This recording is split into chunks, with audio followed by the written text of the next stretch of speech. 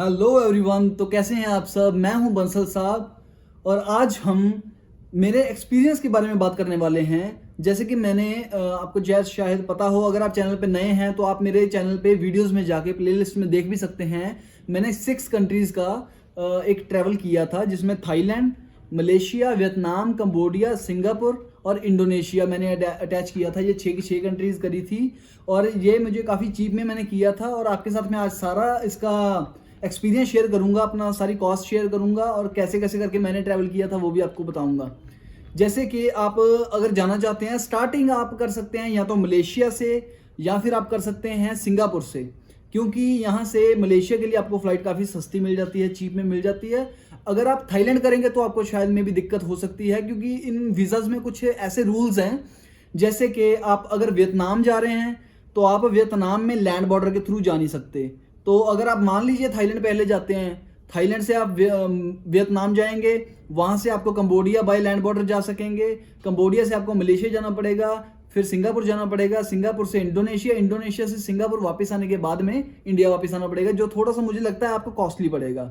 वहीं अगर आप जैसे मान लीजिए मैं जैसे गया था, सबसे पहले गया था मलेशिया, मलेशिया से मैं वाया बस गया था सिंगापुर, सिंगापुर से वाया फेरी से अप डाउन किया था मैंने इंडोनेशिया बाताम का, सिंगापुर से मैं गया था वियतनाम, वियतनाम से कंबोडिया बाय बस गया था मैं, कंबोडिया से थाईलैंड आया था मैं बाय फ्लाइट, और थाईलैंड से मेरी इंडिया की वापसी थी। इसमें कुछ ऐसी बातें हैं जिनको आप खास ध्यान में रख करके चलिएगा कि जब भी आप इस ट्रैवल पे जाएं, कंबोडिया से थाईलैंड लैंड बॉर्डर कभी क्रॉस मत करिएगा और थाईलैंड से मलेशिया का बॉर्डर कभी क्रॉस मत करिएगा, क्योंकि 95% चांसेस होता है कि आपको वहाँ पे रिफ्यूज़ कर दिया जाए।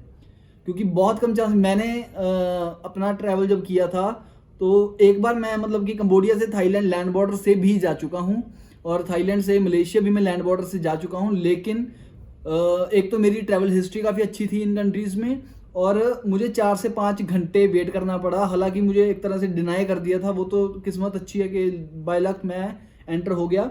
बट ये चीज़, इसकी गलती आप मत करिएगा, क्योंकि इससे क्या होगा, आपका सारा ट्रिप स्पॉइल हो सकता है।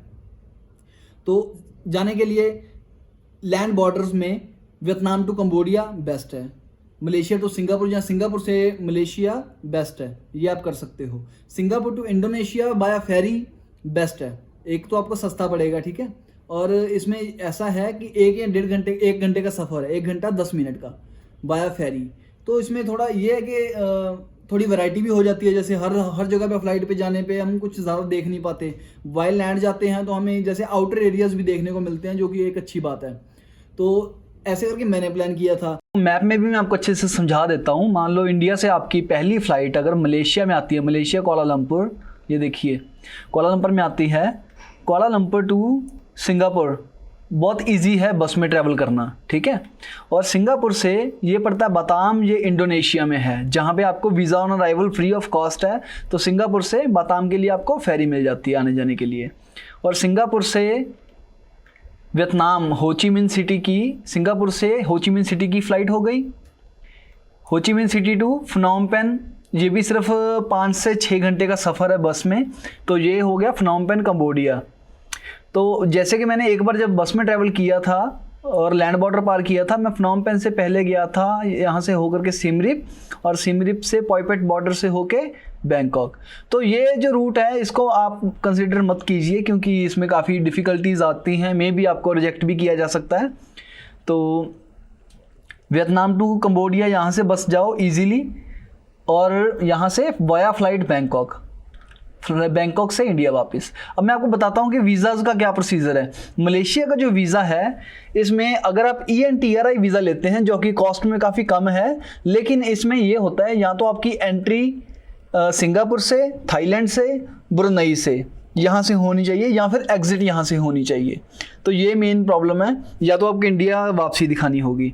तो अगर आप मान लो थाईलैंड से वियतनाम जाते हो, कंबोडिया जाते हो, कंबोडिया से मलेशिया आप नहीं जा सकते, क्योंकि आपको वहाँ से एंट्री नहीं मिलेगी। इसलिए आपको मलेशिया जाने के लिए या तो पहले सिंगापुर जाना पड़ेगा, सिंगापुर होके मलेशिया आ सकते हैं, या फिर थाईलैंड पहले आना पड़ेगा। थाईलैंड का रूट इसलिए अच्छा नहीं है क्योंकि थाईलैंड से अगर आप मान लीजिए मलेशिया आ गए, मलेशिया से वियतनाम आ गए, कंबोडिया आ गए, कंबोडिया से सिंगापुर जाएंगे, आपको फ़्लाइट कॉस्टली मिलेगी। तो मेरा कहने का मतलब है जो चीप रूट बनता है वो है पहले आप जाओ मलेशिया में, मलेशिया से जाओ सिंगापुर, सिंगापुर से बाताम ईजी है, एक दिन में भी आना जाना कर सकते हो आप, मॉर्निंग में जाके इवनिंग या एक रात नाइट वहाँ पे स्टे करके नेक्स्ट डे वापस आओ तो ज़्यादा बेटर है।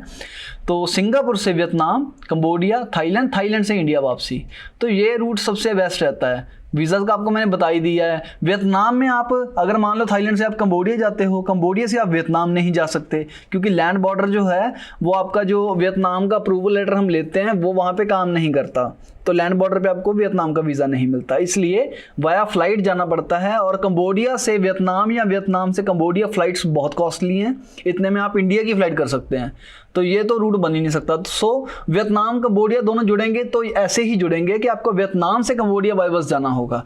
मलेशिया सिंगापुर कैसे जुड़ेंगे कि आपको बाय बस कंबोडिया मलेशिया से सिंगापुर जाना पड़ेगा, या मलेशिया से सिंगापुर की फ़्लाइट भी कर सकते हो, वो भी चीप मिल जाती है, 1200-1500 रुपये में फ़्लाइट मिल जाती है।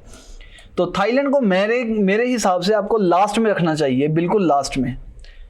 तो ये सारा प्रोसीजर है। बाकी आप अगर मेरा पूरा ट्रैवल सीरीज देखेंगे तो आपको A to Z हर एक चीज़ की समझ आ जाएगी, कैसे कैसे मैं पार्टी हॉस्टल्स में रुका, और पार्टी हॉस्टल्स भी ऐसे जिसमें प्राइस कुछ भी नहीं। हालांकि मैं जैसे कि बताता हूँ, कंबोडिया में मैं एक रुका था, हॉस्टल का नाम था मैड मंकी हॉस्टल फनोम पेन में, और फंकी फ्लैश पैकर हॉस्टल है सिम रिप में। तो वहाँ पे 250 से 300 रुपये एक दिन का चार्ज करते हैं वो एक बेड का, और उसमें आपको ड्रिंक्स फ्री हैं। मैड मंकी हॉस्टल में मुझे शाम को 7:30 से लेकर 8 बजे तक आधा घंटे तक के लिए बियर जितनी मर्जी पियो फ्री ऑफ कॉस्ट चलती है। ऐसे ही वियतनाम में एक हॉस्टल था, द हॉस्टल हाइड आउट, तो उसमें जैसे ब्रेकफास्ट बहुत अच्छा आपको फ्री ऑफ कॉस्ट बीच में देते हैं, जिसकी डेली चार्ज लेते हैं वो 250 रुपये विद बेड विद ब्रेकफास्ट। तो ये सबसे बेस्ट चीज़ है। ये तो आपको मैंने अपना एक्सपीरियंस बता दिया। अगर किसी की कोई इंक्वायरी हो तो आप नीचे कमेंट बॉक्स में पूछ सकते हैं, मैं जल्दी से जल्दी कोशिश करूंगा कि सबका रिप्लाई करूं। और अगर आपको ये वीडियो अच्छी लगी है तो इसको लाइक करें, शेयर करें और चैनल को सब्सक्राइब ज़रूर कर लीजिए, ताकि ऐसी वीडियोस जब भी मैं डालूं तो आपको पहले ही नोटिफिकेशन मिल जाए। जैसे कि अभी ओपन होने वाला है, तो ओपन होने के बाद बहुत सारी ऐसी वीडियोज़ आएंगी जिसमें आपकी काफ़ी पैसे की भी बचत होगी और आपको कुछ सीखने के लिए भी मिलेगा। तो बने रहे मेरे साथ में, मिलते हैं नेक्स्ट वीडियो में। Bye bye.